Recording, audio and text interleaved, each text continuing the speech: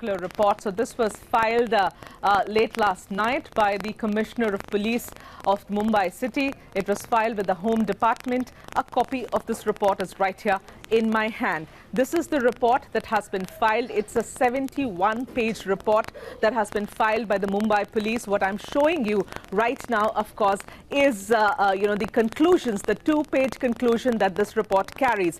The report from page 1 to 19 is actually the report. Page 18 to 19 deals with the conclusions, and 20 till 71 are the annexures in this particular report. So it's quite a hefty report that has been filed by the Mumbai Police Commissioner with the Home Department. The 71-page report that Times Now has accessed, we are showing you right now, of course, the operative part, which of course is the conclusion. It's all in Marathi. It's a 10-point conclusive report that that is there in my hand right now. Since it's in Marathi, I'm going to give you a bit of a translation of what this report actually carries. So in a nutshell, if I have to begin and tell you, Nupur, it talks, these are the 10-point observation that the Mumbai Police has given because it was their job. They were asked to give a lowdown on what exactly Zakir Naik has been doing in all of these years. So it talks about the various heads that it talks about. In fact, if I could, take you back to the report, these are the heads. Head number 1, 2, 3, 4. It actually talks about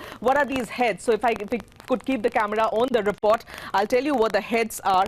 Number 1, of course, it talks about how Zakir Naik has created prejudice against other religions. The point number 2 talks about how he is trying to prove the Islamic supremacy. Then it talks about how he promotes extremism. It talks about how he justifies terrorism, how he spreads religious animosity, justifies violence in the name of jihad, how certain statements against the religious tolerance promote chauvinism and Islamic supremacy. And then, by the end of this particular report, if I could take you to the page number 2, this is a report that has actually been signed by the special department. It's the special branch of the Mumbai Police, and it has been signed by an officer, a top officer of that department.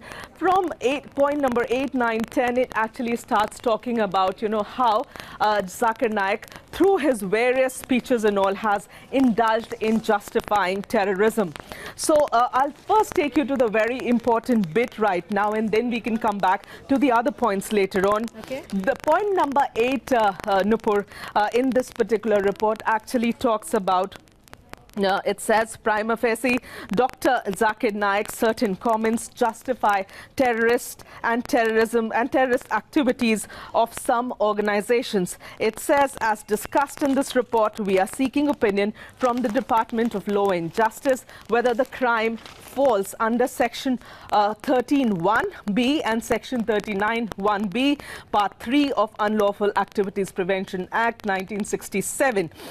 It also then, in point number 9, goes on to say that it was revealed that the guest relation manager of IRF, Arshi Qureshi, had converted youths of Kerala state with the help of Rizwan Khan and instigated them to join ISIS. A case is registered in Ernakulam district of Kerala. It gives out the number of the case under the section 153A and 34 of IPC. And then it goes on to say that we have found Islamic Research Foundation role in this case, and it's very significant. When I say this, it says we have the Mumbai Police's observation is that we have found Islamic Research Foundation role in this case. Further investigation is on by the Kerala Police. Then finally, it talks about the most recent case, that has been filed in one of the Mumbai police stations just last night. It has been filed by one of those youth who's gone missing, a part of that team from Kerala that has suspectedly gone to Syria or perhaps to join ISIS. It talks about, it says, Ashfaq's father, Abdul Majid, has filed a complaint in Nagpara police station. In his complaint, he has named Arshi Qureshi of Islamic Research Foundation for instigating his son Ashfaq in connivance with his friend Rizwan Khan and sent him to Islamic State. A case has been registered in the Nagpara police station, and the Mumbai crime branch is investigating. Now, these are the parts, the parts that will actually cause trouble for Zakir Naik, but parts that are there before that. Point number 1 till 7, till I, of course, started reading out from point number 8.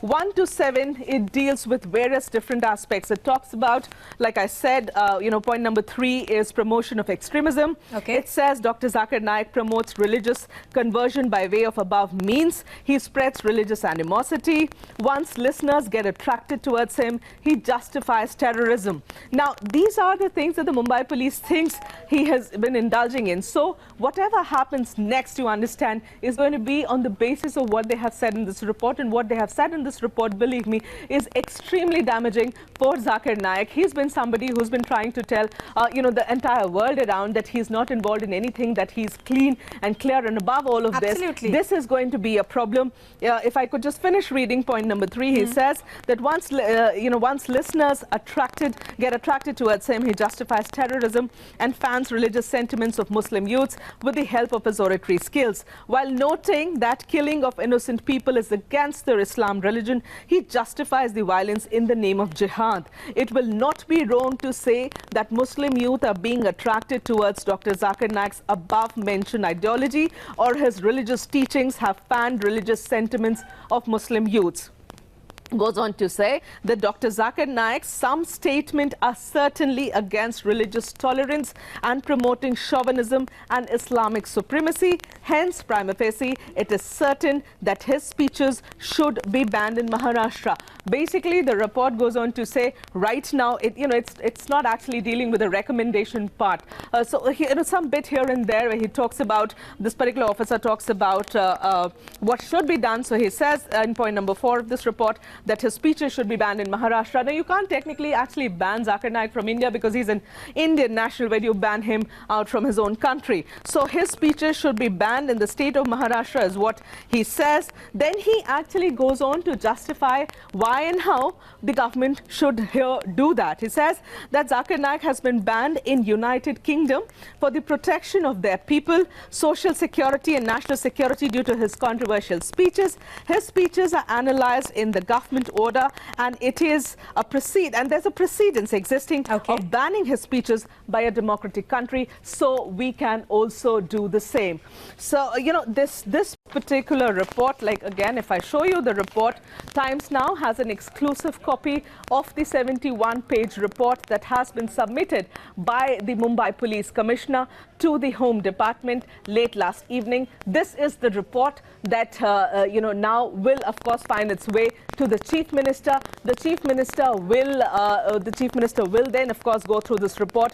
What is the plan of action next? We will have to check with the Home Department and with the state government and see how they are going to take it forward from here. But this report right now has already been sent from the Mumbai Police Commissioner's office, and it is already there in the Home Department. Perhaps in the due course or in the later part of the day, we might hear, some reactions from the state government once they receive it. But the report, which we have an exclusive copy of, is extremely troublesome for Zakir Naik and IRF, also because the couple of things, a couple of points that they are mentioning, trying to link, or the Mumbai Police thinks that there is enough evidence with them to link the role of the people involved in instigating men or women from India who have now gone and have gone there with an intention, gone out of the country with an intention to join ISIS, that those people can actually be traced back to Zakir Naik. So that is one aspect that is going to be a problem, because if they have to file a case against Zakir Naik and IRF, perhaps that will become the crux of it.